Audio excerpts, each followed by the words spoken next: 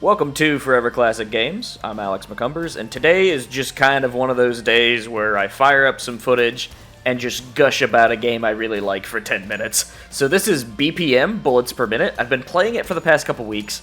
I just put out a review on foreverclassicgames.com.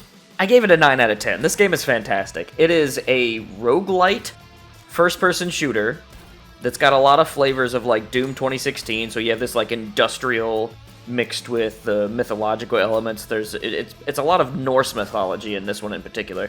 So all of the weapons feel very comfortable in hand, so to speak, for those of us who have spent a lot of time with Doom and other like retro-inspired and kind of the boomer shooter craze, right?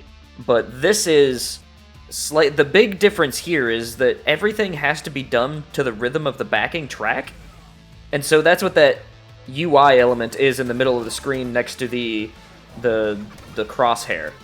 So basically, you're hitting your reloads, your shots, your dodges, your special abilities. Everything has to be on rhythm, otherwise it won't work.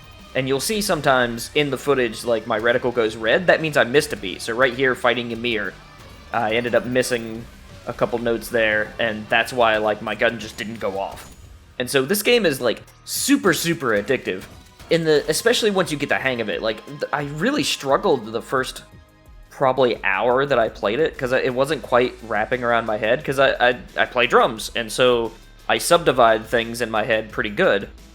But the problem is with BPM is it only subdivides so far, so I had to get used to that. I think it goes down to like 16th notes with most weapons. And I was never good at like any sort of music theory. I just play drums to play drums, right? But this game really makes you, like, hone in and kind of enter this state of zen where, like, the music is blasting, you feel it in your bones, and you're just, like, super aware of what's around you and what you have available. And that kind of culminates in these boss fights. It gets, I think, more difficult and interesting in certain rooms where there's a lot of different enemies, but, like, the boss fights in particular, depending on what weapon you have, can be really challenging. But their patterns are usually the same. They have the same sort of attacks. Sometimes in hard mode, you'll run into like 2 of them at the same time, or a super small one, or a really fast one.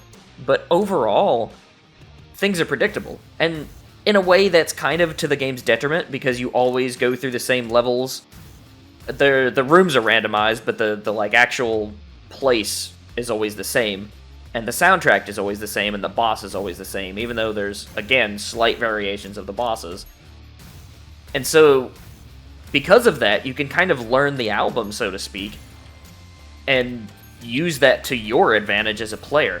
And you start noticing little patterns, like how many coins you need to get particular weapons. The weapon I'm using here, I call the railgun. I don't know if that's the right name for it, but I basically say that if you have the railgun, you have a very good chance of getting to the end of the run, because it's just ridiculously powerful. It shreds bosses, it's got great range, it explodes a little bit. Combine this with a couple upgrades, and it's just a powerhouse. You mop the floor with basically everything.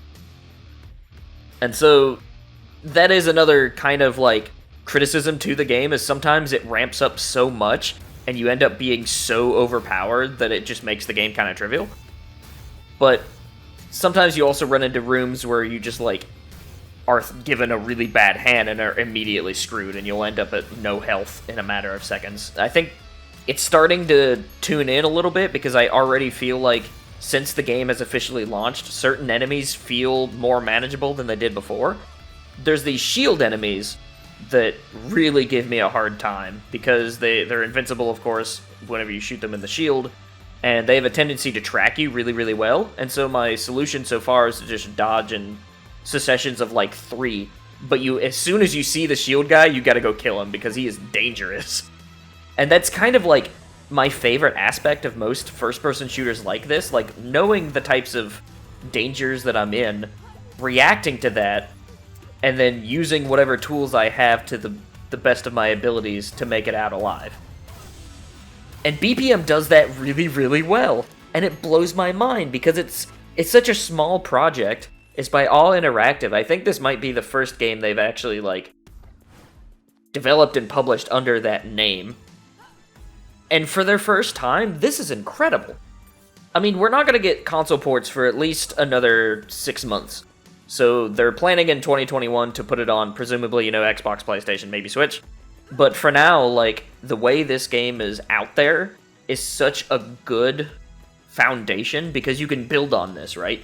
You can add new weapons, you can add new room patterns, you can add new bosses, and it feels so good to play. It's kind of hard to explain in words, and I totally acknowledge this in my review. Like, you just need to play this. It feels incredible. If you like shooters, if you like roguelikes, if you like being challenged, it's a tough game. There's a hard mode, there's extra challenge runs you can do, like a boss rush and, that sort of thing. It's such a fun time. I started it, I was talking to Zach, my co-host here on Forever Classic Games, and, one of our co-owners, so you hear him a lot on the podcast. I was talking to him on Discord, and I'm like, I think I'm going to try BPM. And I fired it up, immediately saw what was going on, and shut it down because I knew that I wanted to focus on this game.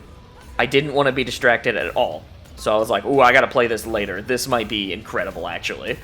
And so I did, and I would play like 5 to 6 hours at a time, and I don't do that very often anymore with most games. It was just such a cool feeling to sit down and play something I was excited to play that, really energized me. It has a rockin' soundtrack. And it's just such a cool experience. Like, I can't get over how good this is. And anybody that I've talked to that has also played it are like, oh, this is good. So it's not just me. I was watching some streamers play it. I have friends in the industry that are playing it, and they also think it's good. Like, this is probably one of my favorite games of the year. And I've played Doom Eternal, Final Fantasy VII Remake, amongst many others. Like, it stands alongside those games. And I think this pairs extremely well. Like, if you had a weekend where you were just like, okay, I'm gonna listen to my favorite metal albums from front to cover, or from front to back, and then I'm gonna play all of Doom Eternal, all of BPM, that's a hell of a weekend in my book. Like, that is super cool. I cannot wait to see what they do with this game. I would really like to see, like, some of the things just tweak slightly. Some of the visuals, I think, can get kind of muddy because it is using particular filters and color palettes. And I turned down the saturation quite a bit for this footage because that's just how I prefer to play.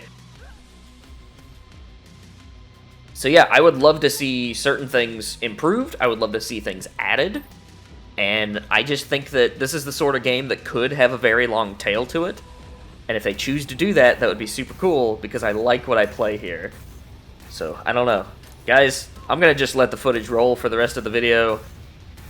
Bask in it. It's really cool. The game is BPM, bullets per minute. It's available on Steam. And I give it the Forever Classic Games seal of approval. I really like it. So give it a shot if you feel like it. It's less than 20 bucks. It's on sale right now for, I think, 17. So yeah, give it a shout. And then check out our review if you feel so inclined. And we have plenty of other reviews going on and lots of podcast interviews. So definitely check out foreverclassicgames.com and look for the Forever Classic Podcast on your favorite podcast catcher. Guys, I'm Alex McCumbers. I hope you all stay safe and stay cool.